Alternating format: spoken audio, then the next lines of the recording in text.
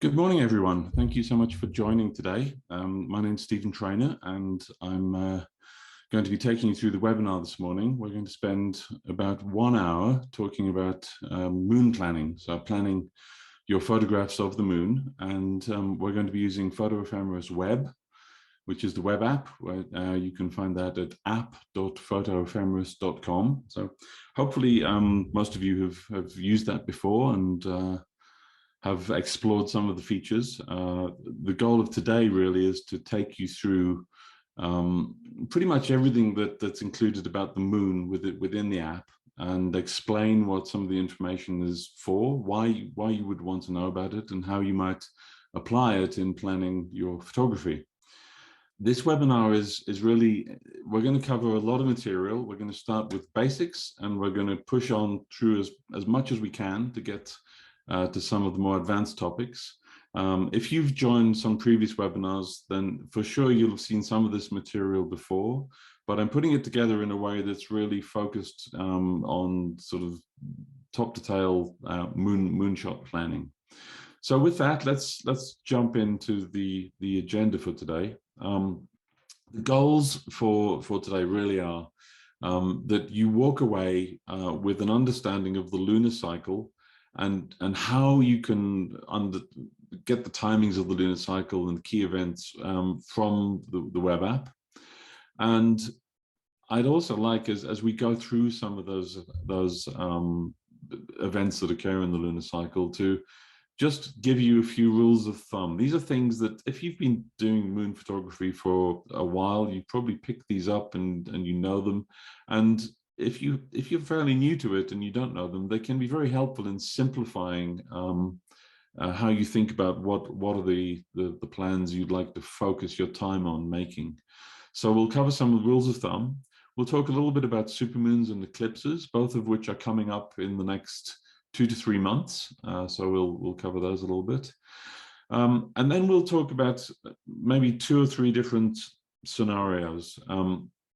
There are a few different situations where, in terms of how you might do some of the planning, you might be saying, look, I enjoy photographing. It's something I like to do regularly. So I'd like to go out in the next week or the next 2 weeks. What could I get? What could I shoot this month? So you know what your time period is, but you want to identify what are the opportunities that you could explore. And then you may have a situation where you're saying, well, I know my local area, or I know this area that I like to travel to, and I have in my mind a particular shot, which may include the moon, and it's a specific view of the moon. It is a particular part of the sky, or it's behind a particular object or building or summit, whatever it might be. And you want to know when could you get that shot. So those are sort of two different approaches to planning. So we'll talk a little bit about each of those. So that's the agenda. Let's just look at a couple of sort of moonshots to set the scene. We're going to talk about the phases of the moon. Everybody's probably familiar with new moon. This is what we're looking at here, this tiny crescent moon in an evening sky. And you're also, I'm sure, familiar with full moon, which we'll come to. And then there are all the bits in between. So the first quarter and the last quarter. And that's as the moon progresses through its monthly cycle.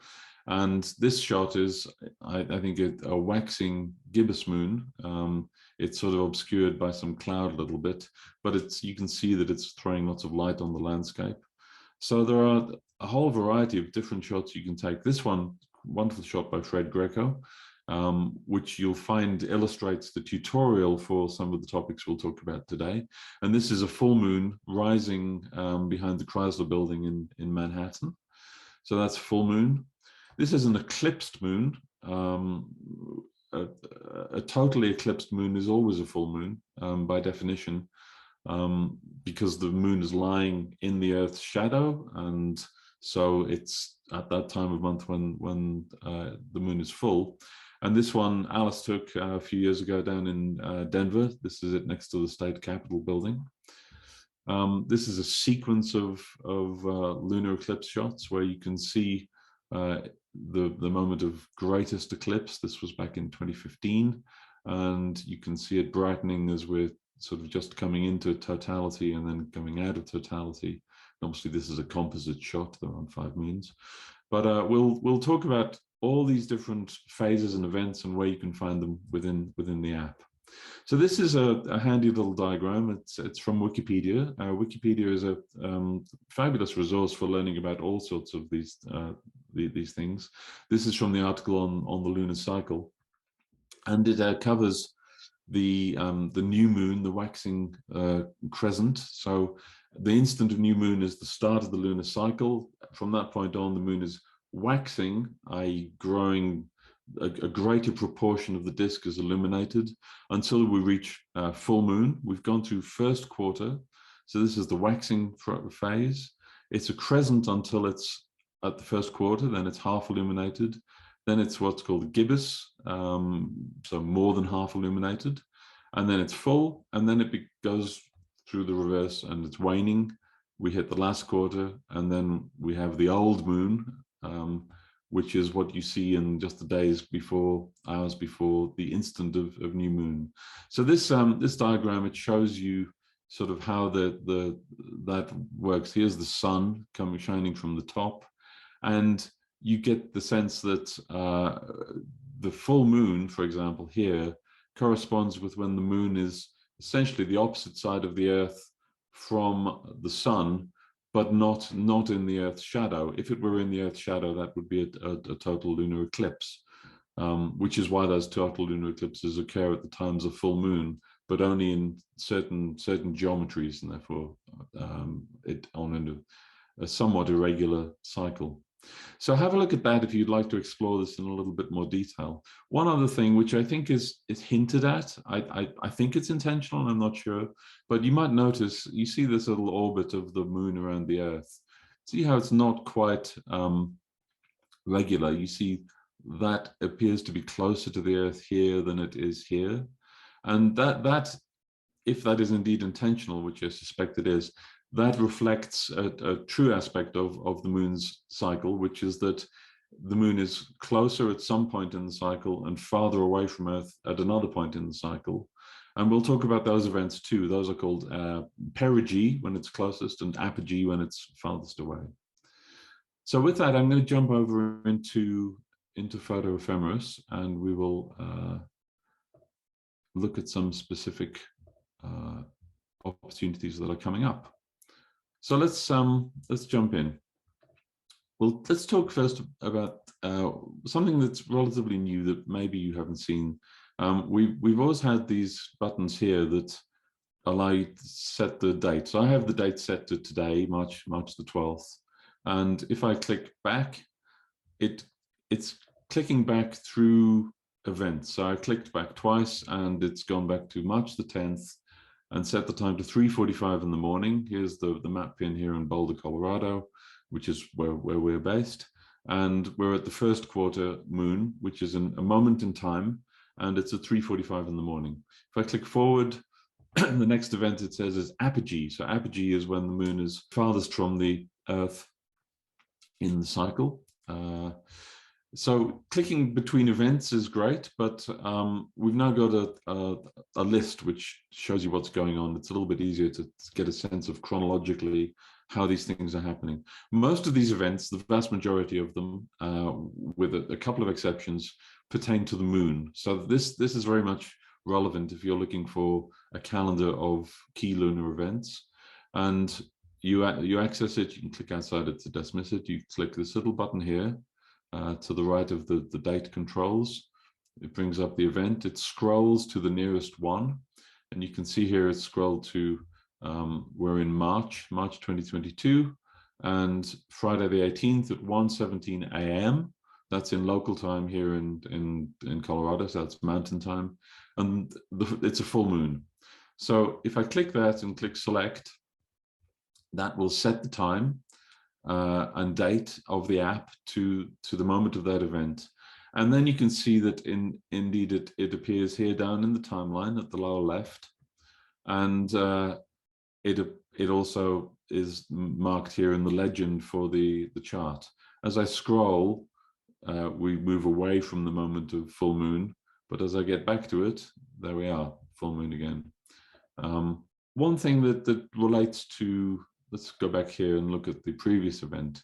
So you see these percentages here where it says disk plus 0.61%.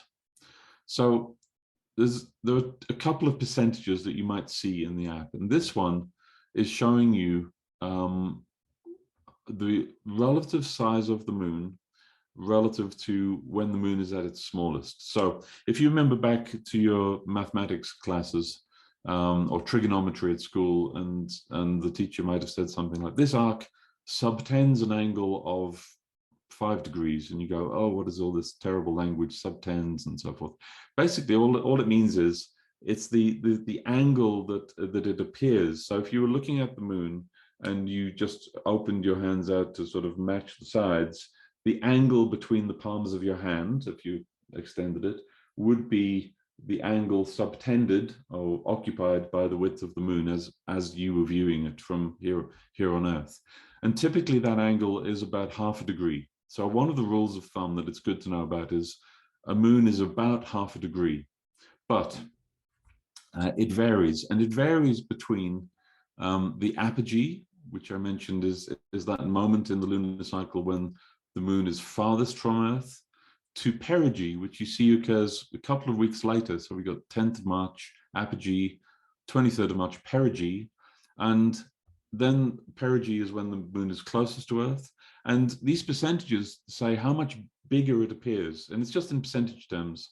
So you don't have to look at fiddly, numbers like 0.526 of a degree. But it's saying that from apogee to perigee, the moon is about 10% bigger, and that's the full angular diameter. So when we talk about full moons, this full moon happens roughly halfway between apogee and perigee, and it says the disk is about 7% larger than when the smallest moon that you'd ever see. So that's an average sized full moon. Now, let's just look ahead a little bit in the year. I'm going to skip past these eclipse things here. We'll come back to that. Let's look through to June, and then you can see the full moon. Look at that, 13.72% larger than the smallest moon. And it's roughly 12 hours different from the time of perigee. So this is what's called a supermoon. So if you hear people saying, I'm going to shoot the supermoon, generally they mean two things. They mean it's a full moon, and that's just by convention because those are things that are photographically attractive to go and shoot. And it's a full moon that happens to occur near to the time of perigee when the moon is closest to Earth. So that's what these disk percentages here in the events list are telling you. So anything roughly above 12, 13%, supermoon. And there's 2 or 3 of those usually each year. So you'll see also in July, it's even marginally bigger again, 14%. And you think, well, 14%, does it matter? And the answer is, just because it isn't a supermoon doesn't mean you shouldn't go and photograph it. Of course you should go and photograph it. You can overcome these differences in size with your choice of shot, your lens selection, how distant you are from, say, a building and then the moon next to it. All of those things can give an illusion of greater size. That said, if you say you have a lens of a certain fixed length, when the moon is closer, you will pick up more pixels on your camera sensor when it's a supermoon than you will when it's, let's say, a mini moon. So, a full moon that happens to be near the near apogee, which was probably something back in January, for example. There we go. There's 3 days away from apogee, and you see the full moon's only 1.4%. So that's a little bit on these disk percentages that you see here. Let me just check in on some questions, some good practical questions here.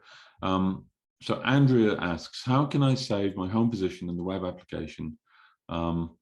You put the red pin where you want it. So let's say I wanted it to be in the middle of that reservoir up there.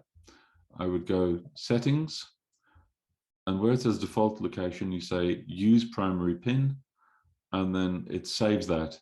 Every time you then open the app, even if you're in incognito mode, which Andrew is your situation, it will restore that because this setting is saved up to your user profile in the server. So that's how you can set the default location. Generally, using the web app in incognito mode, you'll end up having to reset a few things every time. But it's fine to do that if that's your preference.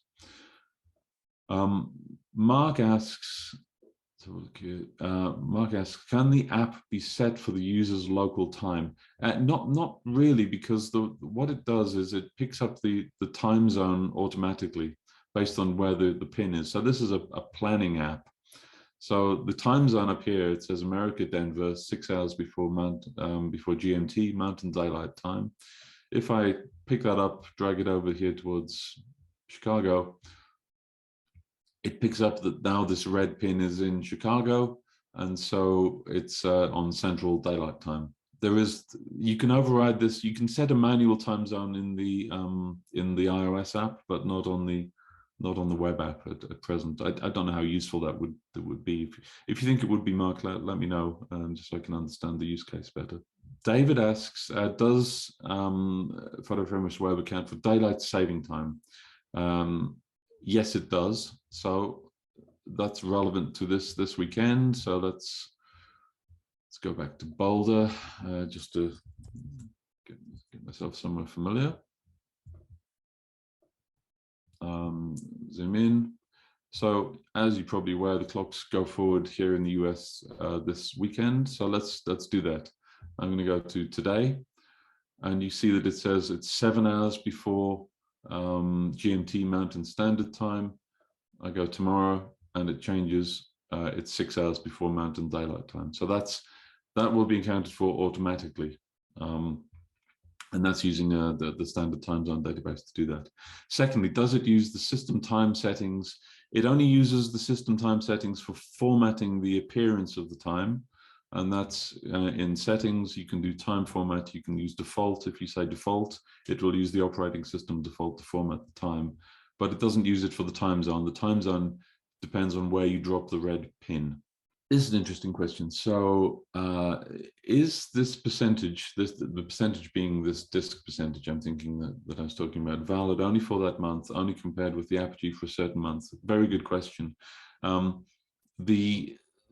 It's compared with the extreme case of apogee. So in the code, I have a value for the distance of the moon from the Earth that is the extreme for this era, shall we say, so within the nearest 1,000 years or thereabouts, and the perigee is the closest within that period, and this percentage is relative to that most distant apogee. So it's not for the one lunar cycle, it's for sort of all lunar cycles that we're going to care about within a few hundred years of our lifetime. So let's carry on with some more moon stuff. We're going to go over to England. We're going to go to Northumberland in the northeast of the UK. This is just as an example. Northeast of the UK, there we are, there's England. This is where I was brought up, in Newcastle upon Tyne. And to the north of there is the county of Northumberland. And we've gone to this place called Lindisfarne, or it's called the Holy Island of Lindisfarne. It's where Bede, not Cuthbert, one of the two, used to hang out.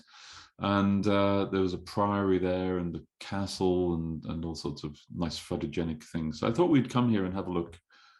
We'll go back to today, and let's just talk about this issue of, I'd like to go photographing. What can I view?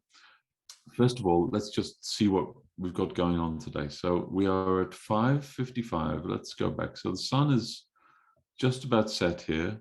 I'm just adjusting the timeline. There we are. So we're 5:40. The sun is setting off here to the west. If we were looking to photograph the moon, what would that be like today? Or right now, or roughly now, the moon at this point in time is off to the southeast, and it's relatively high in the sky. It's 50.6 degrees. That's quite a long way up. So if you were photographing up, you're leaning a long way back. Typically, when you're photographing something, you probably want to juxtapose the moon against the landscape or against a building. Those are typically having an isolated moon in the sky doesn't tell you too much photographically. So when you see the moon, anything above really 20 degrees, the only time you're really going to be able to photograph that and juxtapose it with an object is if you're close to a mountain and looking up to a summit, or close to a tall building and looking up at a tall building. So 50 degrees is a long way up. If you wanted to photograph the like that lunar eclipse shot I showed you before, that was when the moon was high in the sky. But all I did was put a telephoto lens on the moon and take that. So that it's okay for that, but this isn't great for a scenic photograph, a landscape, or a cityscape. So what are the options here? Well, let's look at the events again. Let's look at this upcoming full moon. So the full moon is on Friday the 18th, so we'll go there. And the full moon, we're in England now, so the time zone has changed. You remember here in Colorado, the instant full moon was 1:17 in the morning. Here it's 7:17 in the morning. Something to bear in mind, it doesn't matter exactly when full moon happens. It doesn't matter. What matters is the hours around that. Typically the hours before and after. And let's talk about why that might be. So on this day, Friday, is it Friday? Yeah, Friday the 18th. The sun sets at 6:16. So here's the sun setting off to the west. The moon is not yet risen. You can see that moonrise occurs 18 minutes later. If we go to the instant of moonrise, a couple of interesting things to note. One is that this view here, we're on a beach, and this has a view off to the east. Often a view to the east or the west is good for moon planning because that gives you options for catching the moon or the sun indeed close to the horizon, which means that you get better possibilities for compositions. This Lindisfarne Castle, I'll show you a picture of it just so you get a sense of the view. This is the castle here. You can just about see that. This is it. So this is looking along the beach. Here's Lindisfarne Castle. We're looking more or less due east. This is a photograph of the moon, or the sun rising, I guess, because that's east. And you can see here, look, this looks quite promising. There's moonrise. So if I click on moonrise and then drag the time slider forward, look at that. The moon's rising right behind the castle. We don't know exactly if it's above the castle or below the castle. We'll come back to that and explore that one a little bit later on. But that's interesting. We do have a moonrise coming up right behind Lindisfarne Castle at the end of next week. However, it's quite a while after, it's a good half an hour after sunset. So one of the things in thinking about your moon planning is how much contrast how much light do you need in the shot? How much light do you need in the sky? How much light do you need on your subject? And you'll probably find that Lindisfarne Castle isn't particularly well illuminated. From memory, it's been a little while since I was there. But at this point, the sun is half an hour after sunset, so the sky is pretty dark. The moon is only just above the horizon. The sun is 5 degrees, 4.5 degrees below the horizon. It may be a little bit too contrasty. The sky could be too dark. There won't be much light on the castle. The moon will be brightish. So that mightn't be ideal. And this is one of the rules of thumb, if you're familiar with moon photography, is that often if you know when full moon is, and you're looking to shoot the full moon rising, two things to know. One, it's going to be somewhere in the east. It could be northeast, it could be southeast, it could be directly east, or more or less directly east as it is here. It's going to vary, and that's one of the reasons you need to use a planning tool to work it out, because it's not something you can predict intuitively. But it is going to be to the east. And secondly, it's going to be around the time of sunset. It could be before, it could be after. That also varies. But one rule of thumb is to come and look at the day before. So the day before, what has happened? Well, sunset has hardly changed. It's more or less the same direction. It's a couple of minutes earlier.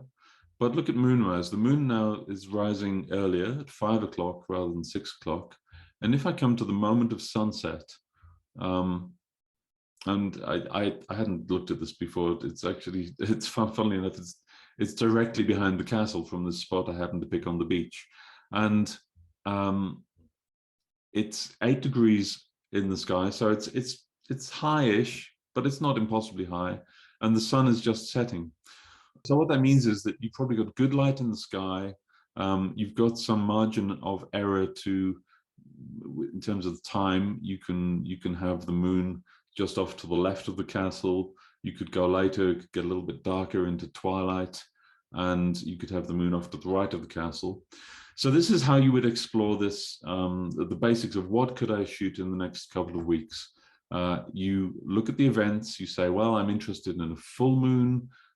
You come to the moment of full moon, you check where the moon's rising, you check the timing relative to sunset in particular for a full moon rise, and then check the day before. That's always a good thing to do. You'll often find that the day before full moon will give you a better timing for when the moon rises relative to when the sun sets, in order to get a nice shot with manageable contrast, light on subject, light in the sky, or the belt of Venus, which is the Earth's shadow that you can see occurring just in the right time and in the right direction. So let me pause there, look at a couple of questions.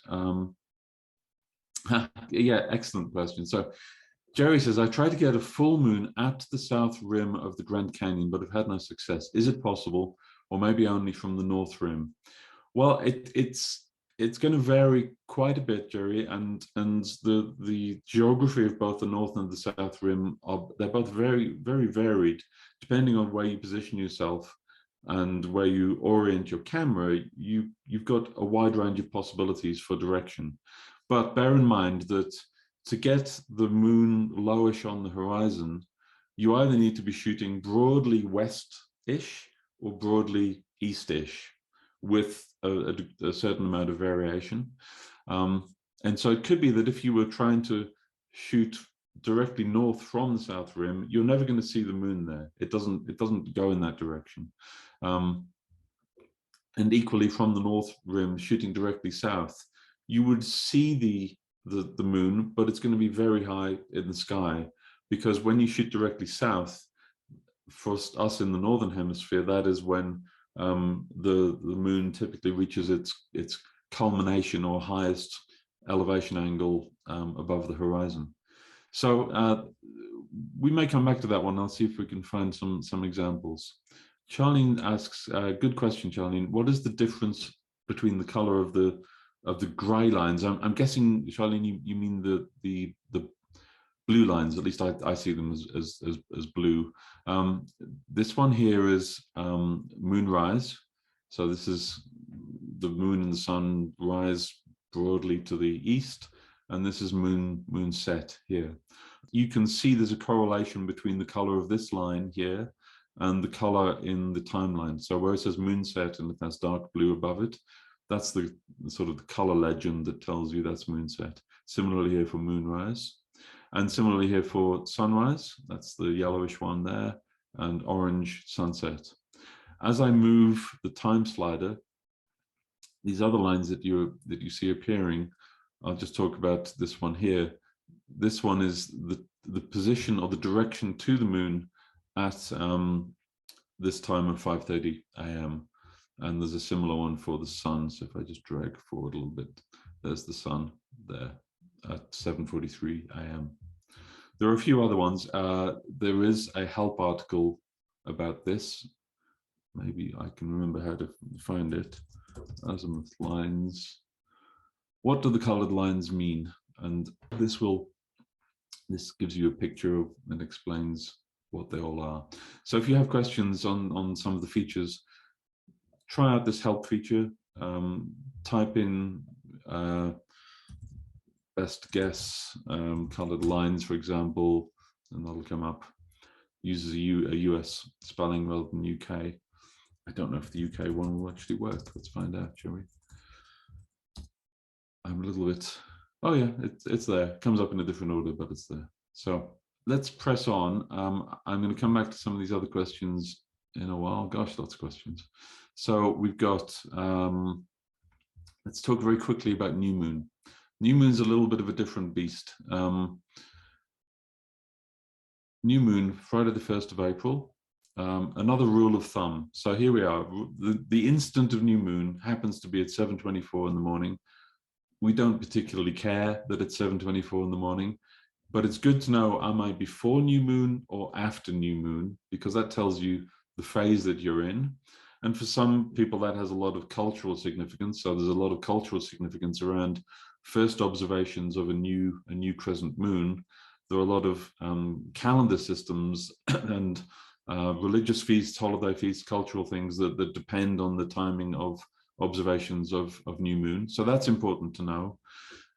What you'll see here is that another rule of thumb for you, for a new moon, if you're going to see the new moon, chances are you're not going to be able to see it on the day of the event itself because it's just too tiny in the sky. And the app gives you some clues around that. So for the days between new moon and first quarter, you'll see in the timeline here that you get these extra crescent moon events. And this is to do with crescent moon visibility. So can I see the crescent moon? And you see this little sort of eye crossed out. That basically means, no, you're not going to see it.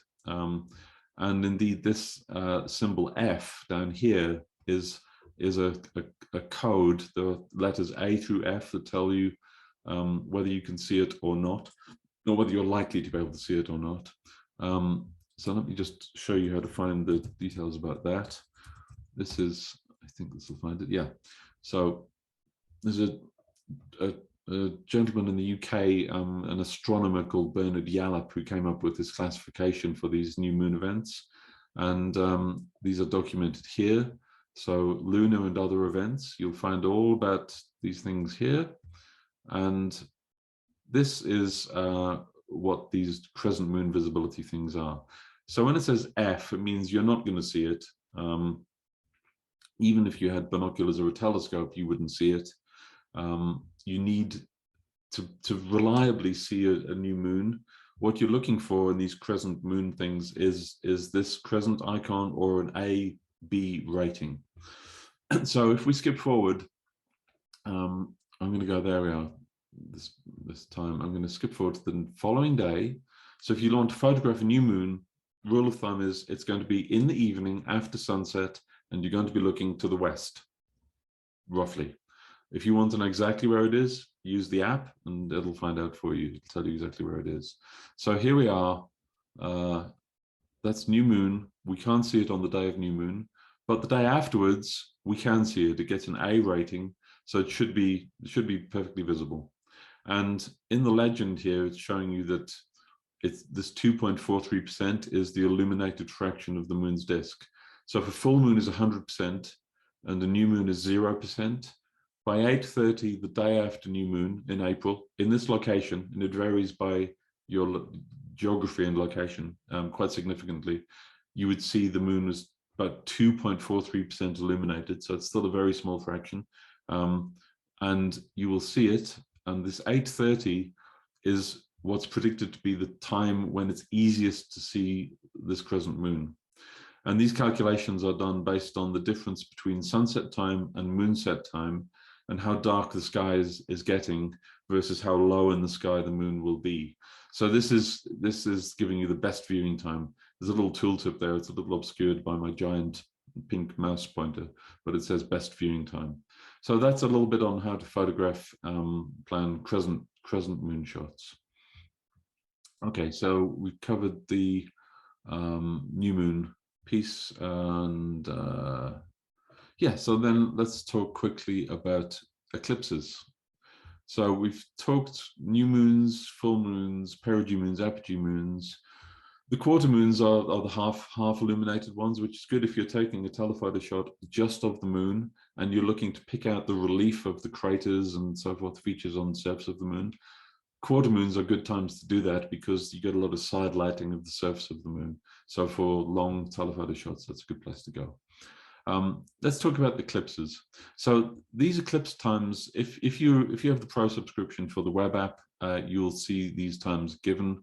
I'm using the Pro version here today, and you see there's a whole sequence on the 16th of May of this year. There is an eclipse, and the events are listed here in the events window. So let's go to the first one, penumbral eclipse. And you'll also see them here in the timeline. And you can see that they come in sequence chronologically from left to right along this timeline. Penumbral eclipse is basically when the moon enters the half shadow of the Earth.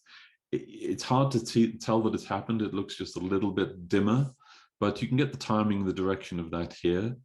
And you can see that here in England, this is happening in the middle of the night, 2:30 in the morning, with the moon about 12 degrees above the horizon in this direction, sort of south-southwest.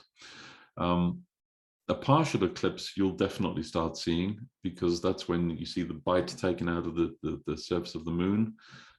It sort of looks like a crescent, but it isn't a crescent. It's actually the Earth's shadow rather than the relative position of the sun and the moon that's causing that effect. And again, we can still see the moon is above the horizon. You see it's moved slightly further to the west and it's lower in the sky. And here's the total eclipse starting at 4:28 a.m. So things to know about eclipse planning and moons is this one is going to be a challenge. Why do I say that? Well, it's after the start of civil twilight. In the north of England, we're 55, 56 degrees north.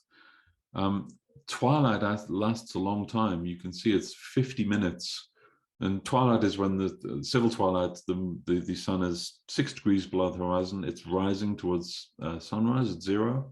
And that's going to take 50 minutes. And the total eclipse doesn't start until halfway through civil twilight. So the skies are already somewhat bright. And also the moon at the time the eclipse starts is only 2.5 degrees above the horizon, which means if there's any cloud, any haze, or indeed there could be obstacles on the horizon here as well with hills, it's going to be pretty hard to see that. So if I come back to, let's come to another webinar location that I saved, webinar. Oh no, that's search. I need to put it in my locations here. Yeah, I'm going to come to this little spot. This is back in Colorado.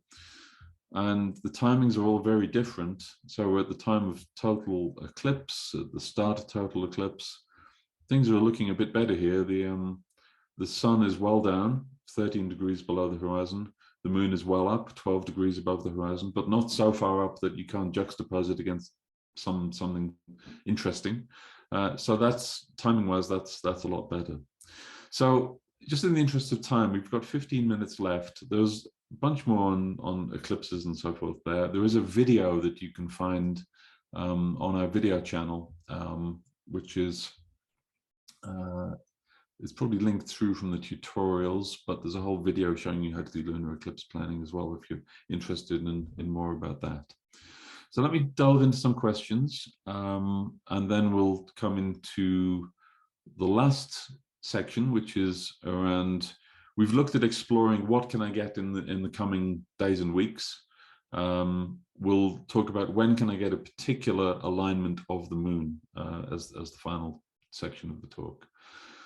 Loch asks, are the moon angle degrees based on the center of the moon? Excellent question. Or the top or the bottom? They are based on the center, always on the center. So if you're looking at this altitude here of minus 2.48 degrees, that is the center of the moon.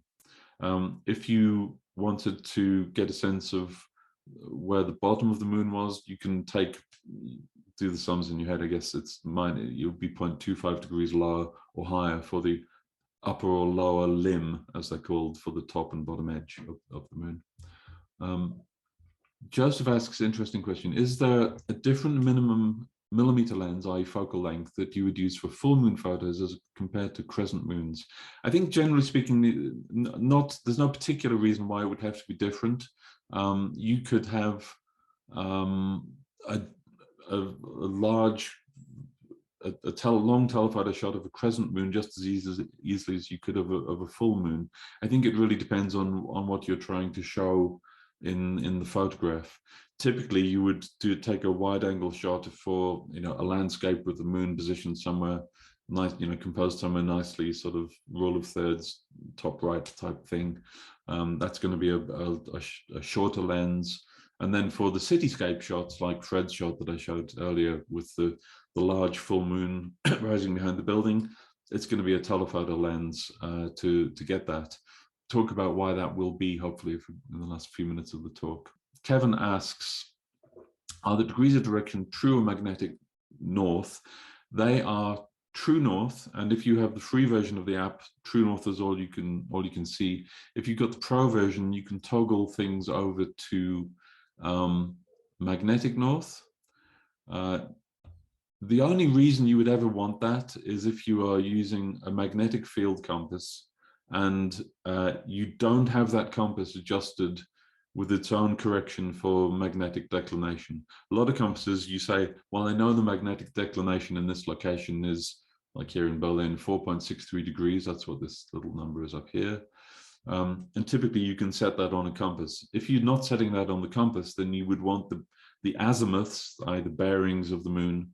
For example, here the moon is setting at 232.59 degrees. Because I have this enabled, that is relative to magnetic north. So if I take it off, it's 237.21 degrees relative to true north. 99.9% of you will want true north. It's very, very few people, I think, would ever need magnetic north, but it's there in the pro version if you need it. Okay, let me press on here. Scott asks, I look for full moon rising or setting events when the sun is between 0.5 to plus a half to -6 degrees relative to the horizon. So there's enough sunlight to illuminate the landscape and have an exposure value similar to the moon. So that's this question around contrast and lighting of your foreground and your subject. Is there a simple way to list those events without manually searching? There is a way to list those events without manually searching. Whether you call it a simple way, I don't know, but I'll show you what it is. We'll do that. Let's do that now. And this is great. Okay, so I'm going to do, Scott, your question, and Evelyn, your question. How does one know when the mountains will be in the way? Both excellent questions. And to do this, we're going to use an example here in Colorado. We're going to look at Longs Peak. Longs Peak is a tall mountain in the Rockies, about 40-50 miles from here. And a couple of things. I'm going to use this geodetics tool. Geodetics, you click this button here and it gives you an extra map pin. And the map pin, think of it as a measuring tool. It's a simple point-to-point measuring tool. If I drag it to the roadside here, and what I'm going to do, I'm going to swap the pins over using this swap pin button. And you'll see some additional information pops up below the map. It tells you, because we're in the US, I'm going to switch to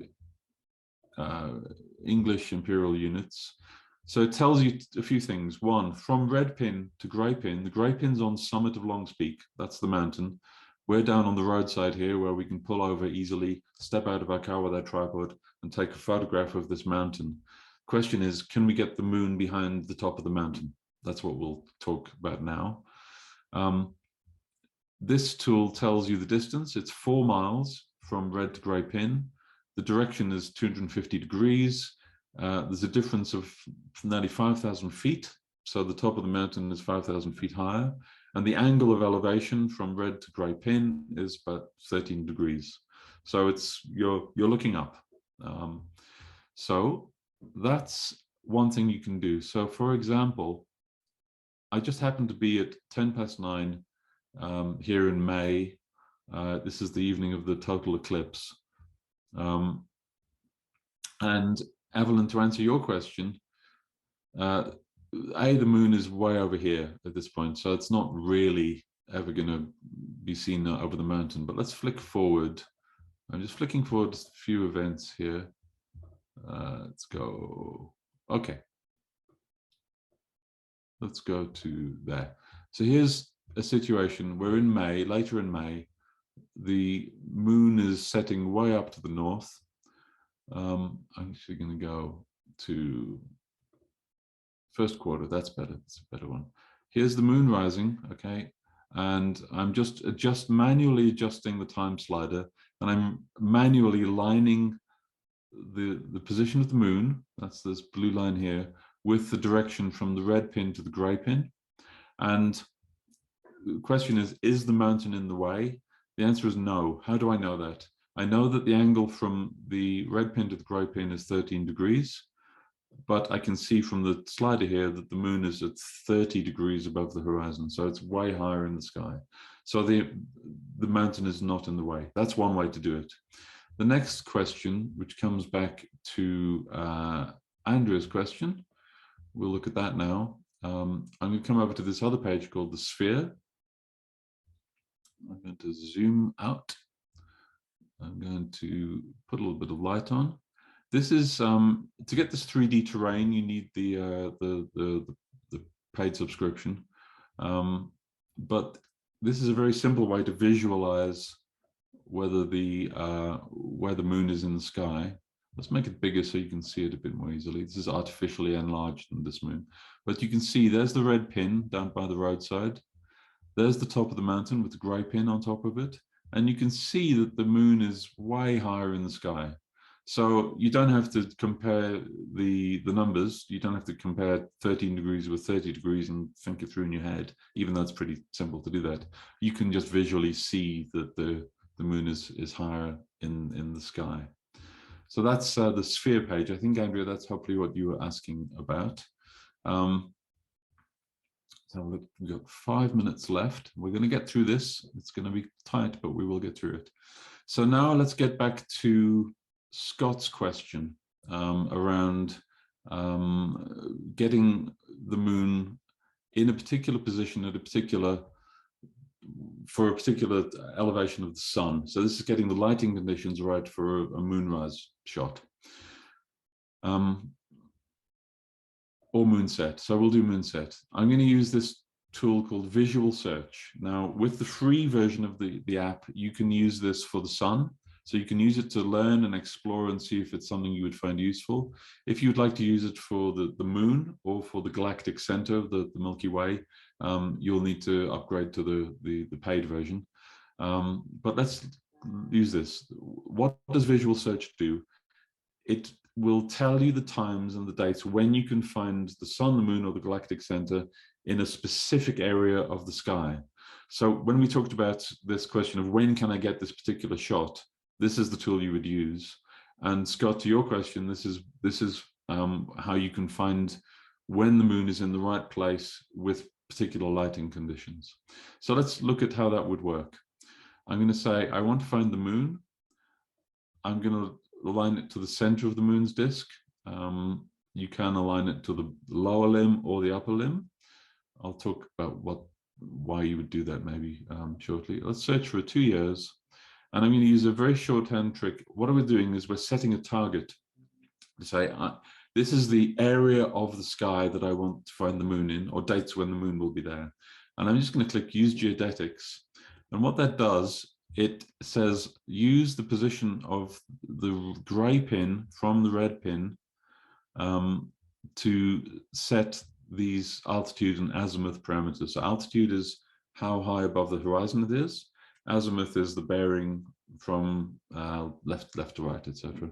So that sets this target area. There you can see it, it's a square area. And now all I have to do is click search. And we've got 103 results for the next couple of years. I'm going to pick one relatively at random, June 20th. If I click on it, let's make the moon a more sensible size just so you can get a sense of it. Here I'm going to look back from the moon to the red pin, and you can see that it's found a time when the moon is passing through this area of the sky. And if I move the slider, there's the path of the moon.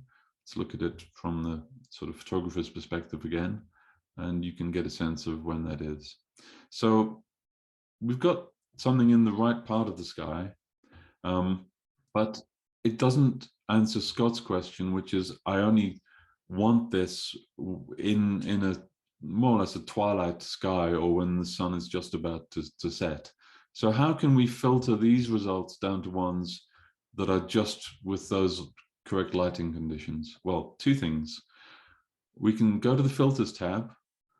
I have a shortcut here which says give me results which are near sunrise or sunset. So I click that, and what it does, it says that's a shorthand for this more specific instruction, which is to say only show me the results when the sun is between this particular altitude. So to use Scott's criteria, I'm going to say I want it -6 to 0.5, and I'm going to apply that. I apply the filter, and now you see there are only 12 results out of 103. So let's look at some of those. And the 30th of August, I have a 37-minute window, because it's quite a large part of the sky here that we've said. We could tighten up that search quite easily. But that is happening when at the middle of that time, the sun is at -8 degrees, but it's still showing because there's at least some point when the sun is within our filtered criteria. So at the start of this time span, from 7:58, the sun is only 4.8 degrees below the horizon, so it's still twilight, and the moon is in our target area. So that's how you can do the filtering, Scott, to get the times you want. It's tied in with this visual search tool. So you would say, I want a full moon or a moon in this part of the sky, and I want it only when the sun's there. Let's see if there are actually any full moons as well. There's a full moon shortcut which sets the illuminated fraction. Apply that, and we've got 4 full moons that fulfill that criteria. So 9th of March 2023. There you go. There's a full moon above and to the right of the top of Long's Peak, with the sun 3.6 degrees below the horizon. Okay, I see we are at time. I'm happy to push on because I see there are a load of questions. If you need to drop off, of course, I understand. We will do a recording and put this out probably in the next few days. But I'm going to press on for another 10 minutes or so, see if I can get through some more of these questions. Lots of good questions today, so thank you for all of those. Jules asks, sometimes I photograph the moon or the sun coming up over a particular rock. I don't know if the time TP list at rise or set time indicates the time it rises over the rock. No, it does not, because see if I've got that. Sunrise is wrong. Okay, there's an article on that, so I'll show you that one quickly. These diagrams basically explain why that is, Jules. Sunrise, moonrise, all these things have very specific times and its definitions rather, and they're the definitions relative to the unobstructed horizon. So that's not sunrise, the sun popping over the top of a mountain, nor popping over the top of a building. It's when it pops over the unobstructed horizon. So those are the times that you'll see in the app. If you want to find out the time when the moon appears over an obstacle, the simple way to do it is to use this geodetics tool. Get your viewpoint, measure the elevation angle. So I put the 2 pins in the right place, check the altitude, and then you know that the sun or the moon has to be at least above 12.7 degrees for it to be visible above that obstacle. Or you can use visual search and give it a target altitude. You can use either a range, or you can uncheck that and just use a very particular target and say, I want it right there. And that's another way of getting that sort of information. Is there, Stefan asks, is there ever a full moon in the north of 51 degrees north, 114 west in the evening? You don't get full moons to the north. Let's just have a little look at that. So I'm going to go, let's put that in 51.047, what was that? Can't type, 0477, comma, minus 114.06, that'll do. So we'll go roughly to the right spot. So we're in Calgary. And if I just flick through the events, watch the moonrise and the moonset lines, and you'll see that they do vary.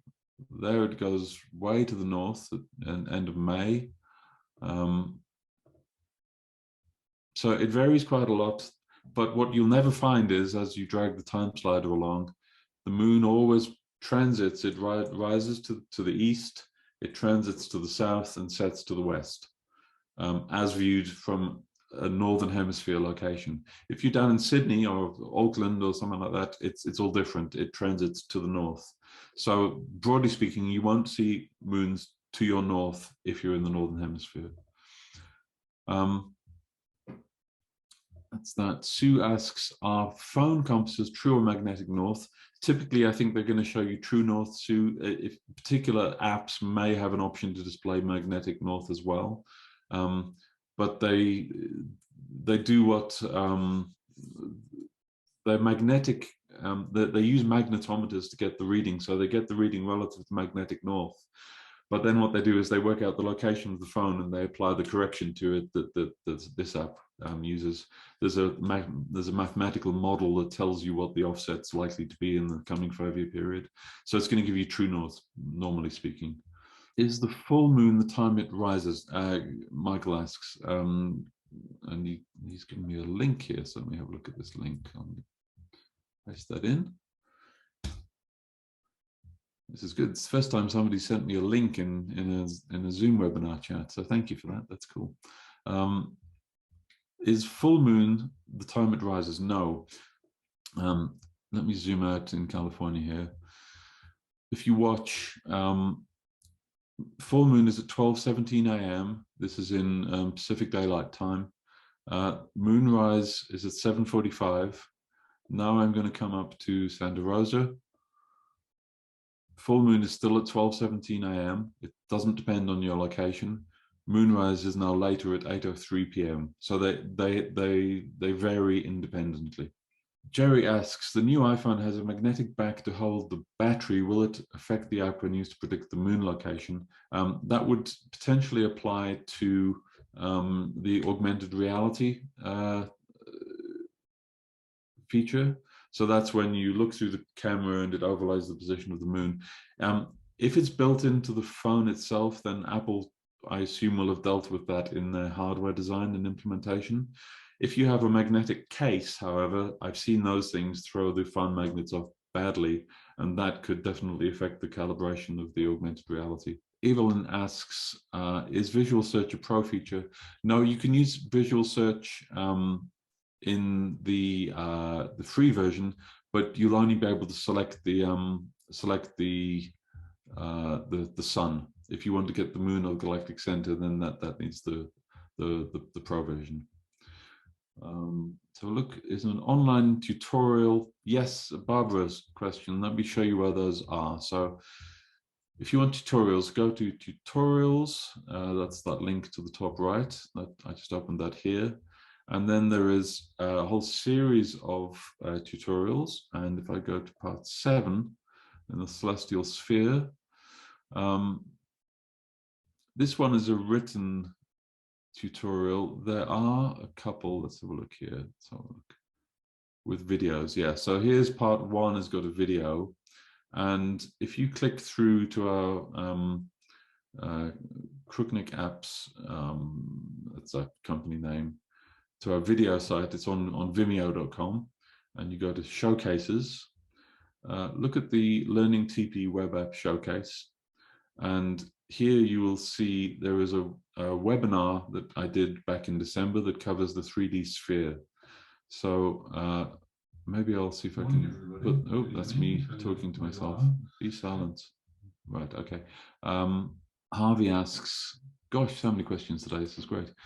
Are there differences between the web app and the phone app, or when would I use the web app instead of the phone app?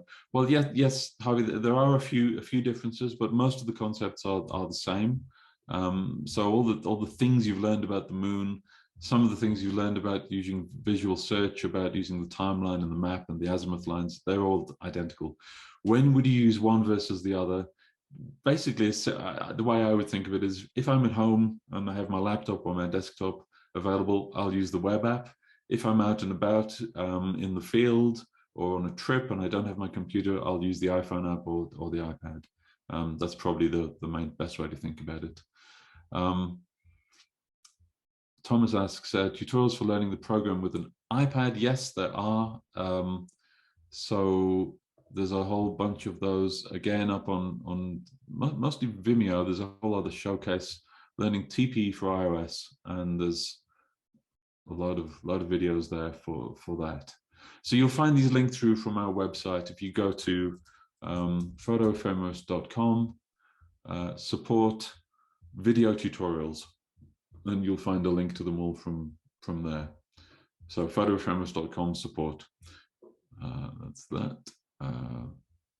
Let's do, there's still a whole bunch of you here. So if you're interested, I'm going to do one more very quick thing. I'm going to come back to Boulder. This is the last thing I was hoping to cover today. This is the most egregious overrun we've had on a webinar, but I think it's because we had a lot of people on today and a lot of good questions. So it's always happy to answer those. So here we are in Boulder. I'm going to show you a fictitious scenario about getting the moon above a building. We're going to combine a whole bunch of tools. I'm putting the geodetics tool on. I'm putting the gray pin on top of this thing, Mansonitas. Imagine that, horror of horrors, Boulder City Council approves a large radio antenna to be built on top of Mansonitas. There isn't one. I'm making this up. There's not going to be one. But imagine there were. And you said, you thought, I would love to get a photograph of the full moon on top of this notional radio antenna, which they're going to build there. And they're going to build this radio antenna to be 250 feet high. So I'm going to set in a 250-foot elevation offset there. So I've put that in. What that does, it changes the geodetics calculation to account for a building or a structure that is 250 feet high. If I then come to the sphere, let's go to the sphere, and then I'm going to zoom out just to bring things into range. And here it is. There is, let's put some daylight on this so we can see what's going on. There is a man-made obstacle, 250 feet high. I can change the building footprint size.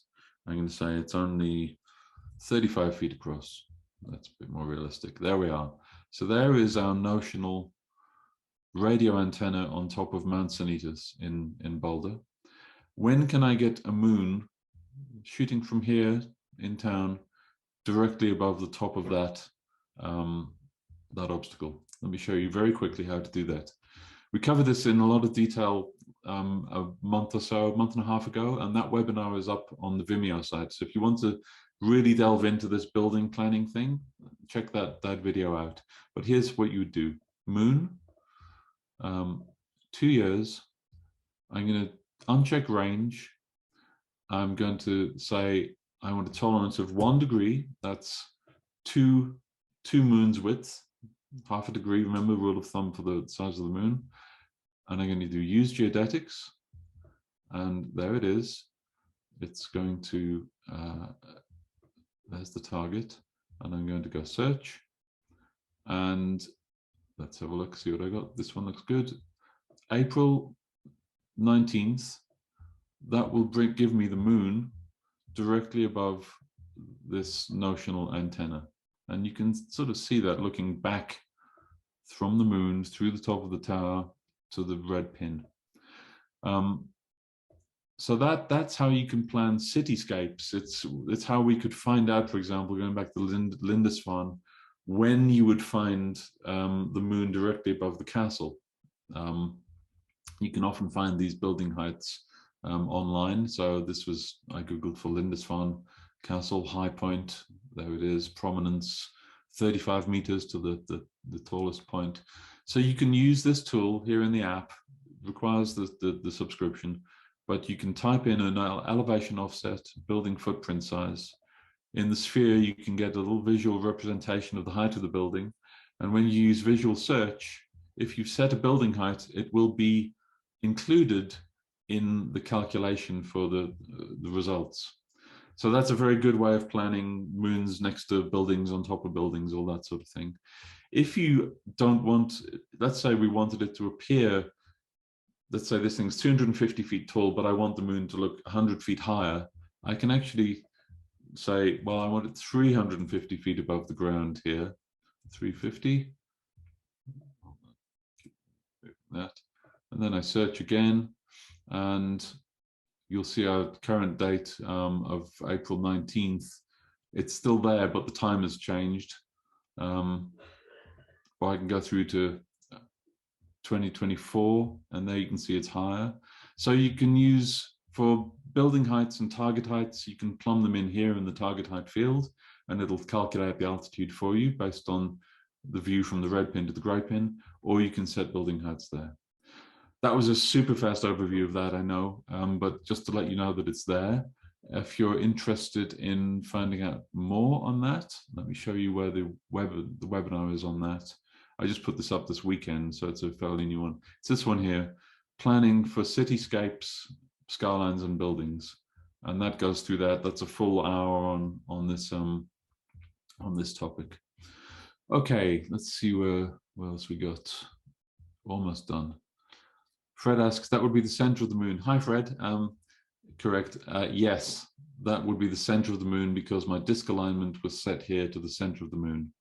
If I wanted to get the bottom edge of wanted the moon sitting on top of the antenna, I would use this lower limb alignment. If I wanted it, let's say, hanging off the underside of a bridge, let's say there was a bridge that we knew the underside of it was 115 feet above the ground, you could put in 115 feet down here. You could say, tell me when the top edge of the moon is under the bridge. And that's what this disk alignment is for here. Otherwise, center of the moon. Ivan says, some browsers don't support 3D, even a pro subscription. So which are the most optimized for 3D? It can depend on the browser, and it can depend on the hardware. So if you have an older PC that doesn't support GPU, a graphics processing unit, or has a limited GPU, it doesn't have enough address space or memory or whatever it might be, that may be a problem. The app does try to detect that and warn you if it's not finding what it needs.